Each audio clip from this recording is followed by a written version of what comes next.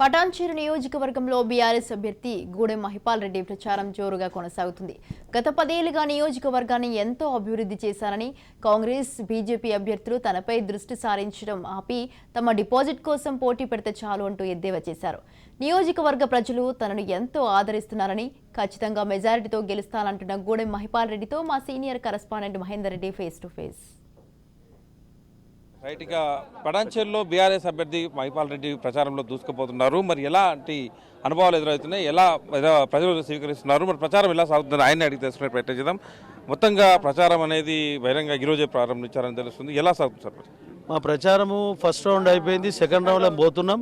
మా కార్యకర్తలు కానీ, సర్పంచ్లు కానీ, ఎంపీటీసీలు కానీ, కార్పొరేటర్లు, మున్సిపల్ చైర్మన్లు, కౌన్సిలర్లు అందరూ జెడ్పీటీసీ ఎంపీపీలు ఫస్ట్ రౌండ్ అయిపోయి ప్రజలతో అప్రోచ్ అయ్యి వాళ్ళు ముఖ్యంగా వాళ్ళు ఏమంటారు అంటే, మీరు రావాల్సిన అవసరం లేదు, బ్రహ్మాండమైన మెజార్టీతో గెలిపిస్తాం, మేము ముఖ్యమంత్రి గారు మూడోసారి ముఖ్యమంత్రి చేయడానికి మేము సిద్ధంగా ఉన్నామని చెప్తా ఉన్నారు. సాధారణంగా పార్టీలను అటు కాంగ్రెస్ కావచ్చు, బీజేపీ కావచ్చు, బీఆర్ఎస్ను ఓడిస్తామని చెప్పాల్సింది. ఇక్కడ మహిపాల్ రెడ్డి ఓడించడమే మా యొక్క తక్షణ కర్తవ్యం, అదే మా టార్గెట్ అంటూ ఇక్కడ ఉన్న ఆయా పార్టీల అభ్యర్థులు అంటారు.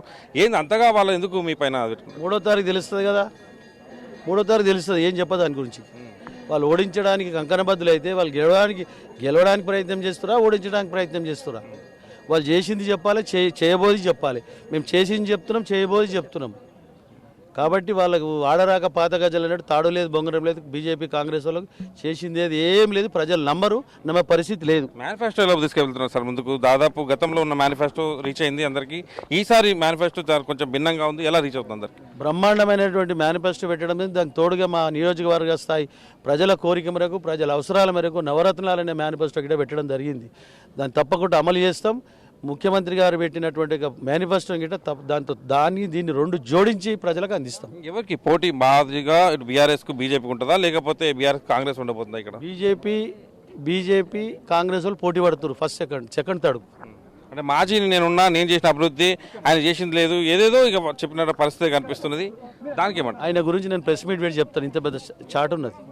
ఆయన మండల ప్రెసిడెంట్ ఏం చేసిండు అన్నీ చెప్తా, వివరంగా చెప్తా. సో ఆ రకంగా మొత్తానికి మహిపాల్ రెడ్డి గారు అయితే వాళ్ళు గెలవడం మీద దృష్టి పెట్టట్లేదు, నన్ను ఓడించడం దృష్టి పెడితే కనీసం వాళ్ళు డిపాజిట్ అనేది తెచ్చుకోవడానికి ప్రయత్నిస్తే బాగుండు అన్నట్టుగా ఇతర పార్టీలకు ఆయన చెప్తూ ప్రచారంలో అయితే దూసుకుపోతున్న పరిస్థితి. ఇది ఓవరాల్గా పటాన్చెరులో బీఆర్ఎస్ పార్టీ అభ్యర్థి మహిపాల్ రెడ్డి ప్రచారం.